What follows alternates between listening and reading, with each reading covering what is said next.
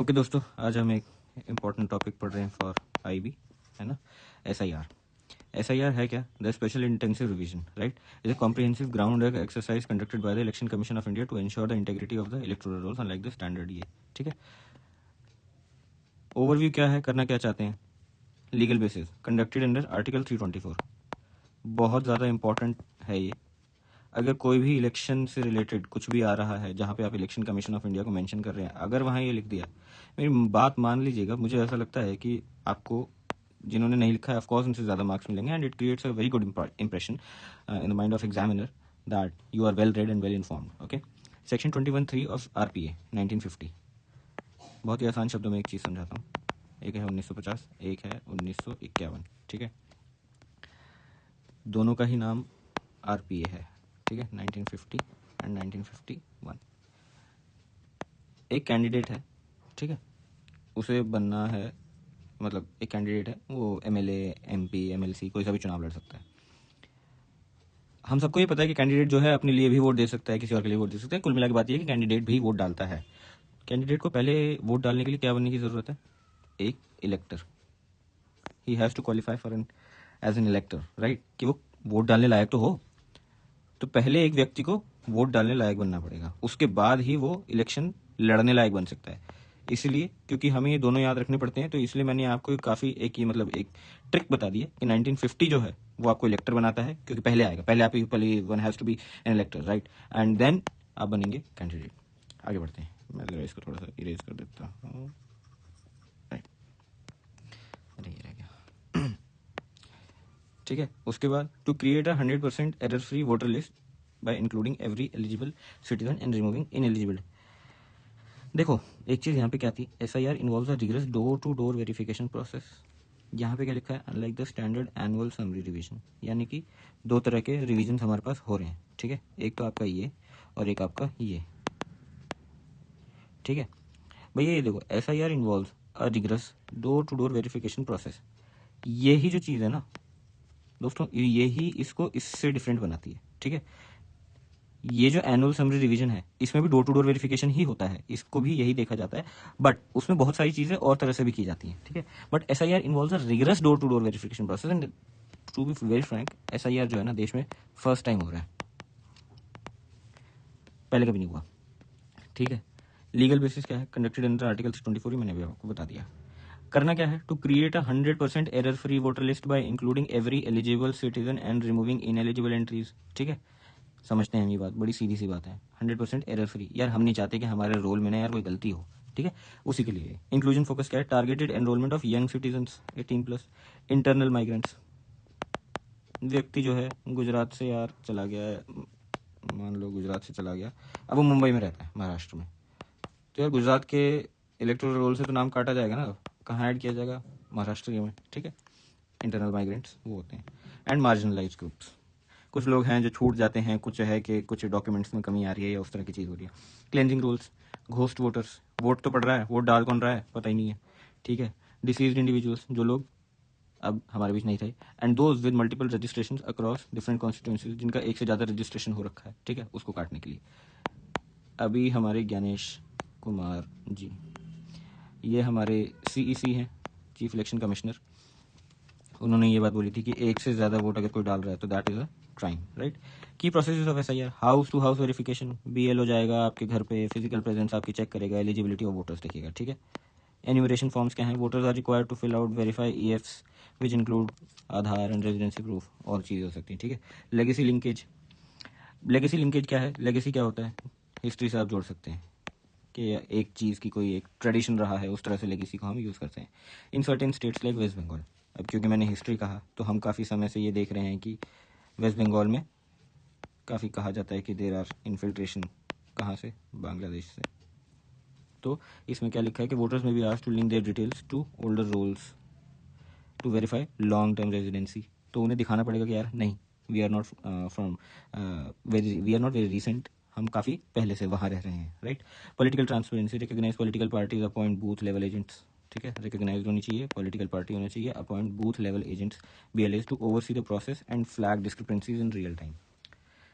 Recent results क्या हैं? देखो, थोड़ा सा ये फैक्ट रिच है।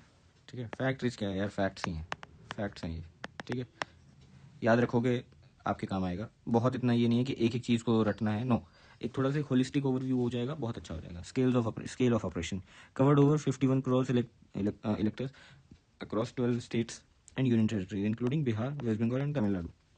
डेटाबेस हाइजीन क्या है?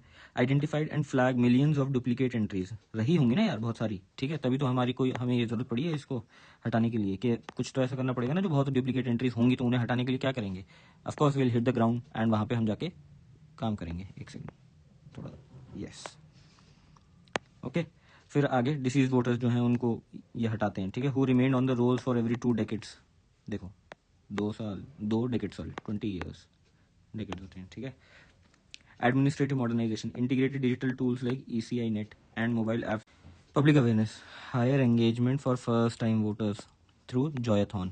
ये हम लिख देंगे कि ये एक हमारा इनिशिएटिव है टू क्रिएट क्या, awareness and SVEEP, systematic voters education and electoral participation initiative. यार ये चीज़ें हैं ना, इन्हें कहीं आप लिख लीजिए, ठीक है, बहुत ज़्यादा काम आने वाली है। कंट्रोवर्सीज क्या है? कंट्रोवर्सीज तो हम सब जानते हैं। The exercise faced push back in some regions due to fears of it being a precursor to the NRC leading to political debates over voter suppression versus electoral security. Electoral security का क्या मतलब हो गया दोस्तों? मतलब electoral security के वो ये कह रहे हैं कि यार जो हमारा ये है रोल है, इसको सिक्योर करना वो आपका पर्पस है, ये एम है, या वोटर सप्रेशन क्या, कि रूलिंग गवर्नमेंट है, ठीक है, रूलिंग पार्टी है, ठीक है, तो लोग ये कह रहे हैं, the people who are opposing it, कि यार ये पार्टी को जो वोट देता है ना, बस they want to keep them only in the electoral roll, बाकी जो सब लोग हैं they just want to condemn those, ठीक है, उन लोगों को हटाना है, they just want to delete their names, ठीक है। ये वोटर सप्रेशन हो गया। सप्रेस कर रहे हैं ना किसको? वोटर को। इलेक्टोरल सिक्योरिटी, इलेक्टोरल तो बता दिया ना, सिक्योरिटी उसकी, तो ये कंट्रोवर्सी है, ठीक है। अब आप इसे यूज़ कैसे करेंगे? सीधी सी बात है यार, यूज़ कैसे करना है, करें क्या इसको पढ़ के, ठीक है। यूज़ क्या करेंगे भाई? 20 मार्क्स का एस्से आ रहा है, ठीक है, उसमें लिखोगे क्या? लिखोगे आपके एस्से में क्या क्या चीज़ें होनी चाहिए, अगर एस्से आ जाए इसके ऊपर, SIR के ऊपर। SIR क्या है? व्हाट इज़ SIR, ठीक है। उसके बाद how it is different from regular process, ठीक है, जो भी एनुअल सम रिवीजन बताया था ना, उससे ये कैसे डिफरेंट है। तीसरा, इलेक्शन कमीशन अगर हम लिखेंगे तो मैंने क्या बताया था कि हम वहाँ पे 324 भी लिखेंगे, यही था ना, आर्टिकल 324 ये रहा, तो आर्टिकल 324 को हम वहाँ पे ऑफकोर्स वहाँ पे मेंशन करेंगे। दूसरा, RPA 1950, because it deals with the electors. 1950 मैंने क्या बताया था कि it deals with the candidates, ठीक है, ऑल्दो इसकी यहाँ पे अभी ऐसी कोई ज़रूरत नहीं है, but if you can manage to have it in your essay तो आप लिख दीजिए, कोई दिक्कत नहीं है, ठीक है। फिर और हमें क्या लिखना है कि इसकी प्रॉब्लम्स क्या है, हमें इसकी ज़रूरत क्यों पड़ी, ठीक है। पहले हम लिखेंगे कि why do we need it, right. एक सेकेंड, इसको हम यहाँ पे सेलेक्ट कर लेते हैं, इसको हमने नीचे कर दिया, यहाँ हम लिखते हैं why do we need it, ठीक है। उसके बाद हम लिखेंगे कि प्रॉब्लम्स अगर कुछ आ रही हैं तो, ठीक है, प्रॉब्लम्स क्या आ रही हैं, प्रॉब्लम मतलब सम अपोजिशन इट इज़ फेसिंग, तो उसको, ठीक है। दूसरा, अब क्योंकि हमने प्रॉब्लम्स लिखे हैं तो मैंने पहले अपनी फर्स्ट वीडियो में ही बताया था कि प्रॉब्लम्स के बाद आना चाहिए भैया solution. You are going to become an officer, आप सिर्फ वो नहीं बनेंगे, विसल ब्लोअर नहीं बनेंगे कि दैट या there is a problem, no, you also have to come up with the solutions, ठीक है। सोल्यूशन क्या देंगे हम? सोल्यूशन आप यही बताएंगे कि जो जो कंसर्न्स आ रहे हैं, एक एक कंसर्न अगर, और ये किसी में भी हो सकता है, it is very wide, it is very broad, कोई भी जो भी आपको कंसर्न ऐसा लगता है कि किसी भी एस्से में या किसी भी टॉपिक में अगर इन जनरल आ ही रहा है, तो you have to address those, तो आप वहाँ पे उसका एड्रेस लिखेंगे, ठीक है। कि अगर पार्टीज़ को ऐसा लगता है, या कुछ जो मैंने यहाँ पे बताया था यहाँ पे, कि अगर पार्टीज़ को ऐसा लग रहा है कि कोई दिक्कत आ रही है, तो उनको बैठा के समझाइए, उनको बताइए कि व्हाट इज़ द प्रोसेस, ठीक है, क्रिएट अवेयरनेस, ठीक है। फाउल इंटेंशन कुछ नहीं है, तो उसके लिए हमें उनसे बात करनी पड़ेगी। दूसरी दिक्कत क्या आ रही है कि लोग रह गए हैं, तो उसके लिए क्या है कि उसके लिए रिवीजन होगा, देन दे कैन अप्लाई, है ना। अगर कुछ मिस हैपनिंग हो जाती है तो ऑफकोर्स दे कैन अप्लाई। ऐसा नहीं है कि अगर SIR में आपका नाम नहीं आया, आपका नाम कट गया, तो आप कभी भी उसमें नहीं जा पाएंगे, ओके। तो ये यहाँ पे मैंने SIR हम लोगों ने डिस्कस किया है, इट इज़ क्वाइट इंपॉर्टेंट, ठीक है। आज संडे है, अब नेक्स्ट संडे आपका एग्जाम ही है, तो it is just the 6 days which are left, तो आपको उस हिसाब से अपना टाइम मैनेज करना है, वैसे ही मेहनत करनी है, ओके।